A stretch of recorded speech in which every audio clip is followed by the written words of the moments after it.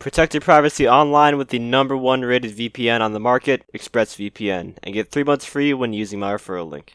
Hey everyone, and welcome to part 2 of my Cayo Perico Heist Mastery Guide. Today we are going to be discussing everything related to primary and secondary loot targets, going over their locations, their value, and some charts to compare. So let's not waste any time and get right into it.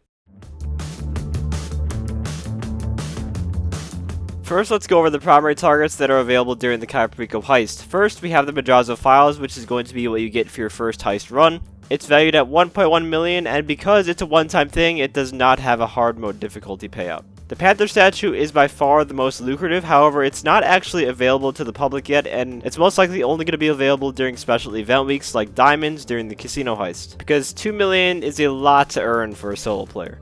And I get asked this question a lot: how do you unlock hard mode? It's very simple. Essentially, once you complete the Cayo Perico heist, you need to purchase a startup for the next heist within 48 minutes or 1 in-game day upon receiving the message from Pavel that it's ready to go again. So if you do this properly, you can always have hard mode activated. The only other thing that differs with the primary targets, aside from obviously the value, is that the Madrazo files and the bearer bonds will have you doing the safe code prep mission, and everything else will have you grabbing the plasma cutter. I'm not sure if the different targets have different chances of appearing. If we look at it mathematically, there are really 4 different targets that are always available, so it could be a 25% chance for each of them, and then when the Panther statue is active, it might be a 20% split across the board, since then there would be 5 of them. Now on to the secondary targets. This is where things get a little more complicated. There are a total of 5 secondary targets: gold, cocaine, art, weed, and cash, and each one has a value range along with a weight, which refers to the amount of space that it takes up in your bag. And this chart represents those stats for one pile of loot, and I want to give a shout out to GTA series videos. That's where most of the information on this chart comes from. Now the third column needs some explaining. What that represents is the value of each target taking up 1% of your bag. So say for example that you loot a stack of gold. If that takes up 62 to 66% of your bag, then you would have, let's say, 34% left. Let's go with the higher amount. Then all you need to do is multiply the 1% value by 34 to see a ballpark estimate of the amount of money you can get with each other loot target. And the reason my art does not have a 1% value is because you can't grab it in increments. You either have 50% of your bag free to grab the art, or you can't grab it. Simple as that. Now going over the locations, I'm not going to go really in depth at the locations inside the compound just because it's very easily scoped out by switching the cameras. So really quickly I'll showcase switching the cameras inside of the compound to find all the targets in there. One thing you do need to know though is that gold can only be found in the compound, at least at the moment, and for the most part can only be looted with 2 or more players. However, there is evidence in the game files that this can change for gold to be found outside of the compound, which would make it available for solo players to grab. Also, if you are a solo player, you should definitely pay attention to the 2 potential spawn points for artwork. Those are both located in El Rubio's office. Those can be grabbed solo, and they're very good for the Elite Challenge, so definitely make sure you scope out those. Remember, you are not a pack mule. There's only so much you can carry. You want more? Bring friends. Cash, good to know. I will mark on planning screen. Noting location.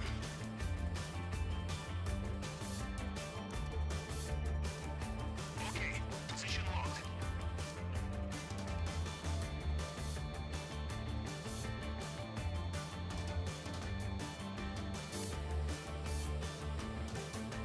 Outside of the compound, secondary targets can be found at 4 different landmarks: the airstrip at the very northern part of the map, the northern dock, the main dock, and the fields to the right of the main dock. The number next to the bags on the map represents how many piles of loot can potentially spawn at each location. So the airfield has 6 spawns, the north dock has 7, the main dock has 9, and the fields have 2. Looking into each location with more detail, let's start at the airfield. The first 4 spawns are in the hangar. 2 of them are very easy to find at the back here.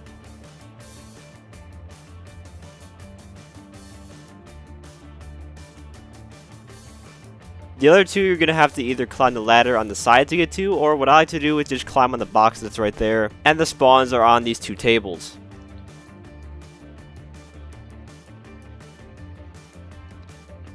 The other spawn points for the airfield are on the other side in the building behind where the pilot sits. This one is also very easy to find. You shouldn't have too many problems with this one.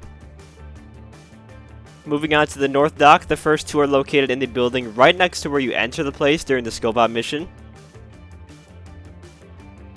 Then if you go a little bit farther down that road, you'll find the next 2 points are on the back of the shack. And you have to be very careful with this one because there is a camera that's located like right next to it.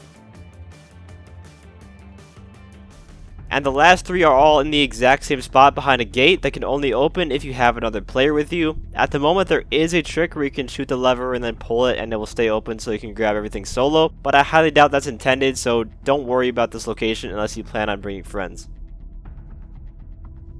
The next stop is the fields, and this one doesn't have a lot of spawn locations, there's only 2, and you can find them very easily near the center in one of the only structures around the area. Beware, there is also a camera watching this one too.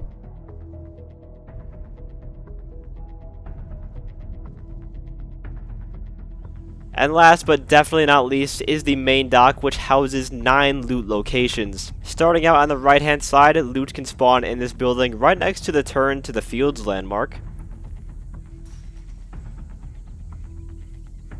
The next one is directly in the middle building in close proximity to where the boats spawn.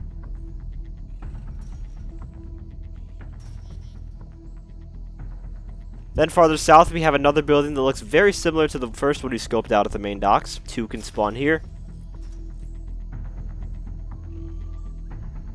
And finally there's another door that you need 2 people to open, but it houses potentially 3 piles of loot. And the reason I say potentially is that it's not guaranteed. Sometimes all the tables will be filled, and sometimes none of them will be filled. It's all random at the end of the day, it's all RNG. Anyways, that is going to do it for this episode of the Cayo Perico Heist Mastery Guide. In the next part, we will be discussing guard outfits and the cargo truck spawns and how they help you in the heist. But if you enjoyed the video or found it helpful, feel free to leave a like, as well as subscribe to my channel for more guide and PvP related content. Huge thank you to all my channel members for your support. If you'd like to become a member for some exclusive perks, you can either use the join button or the link that's down in the description. And as always, thanks for watching and have a great day.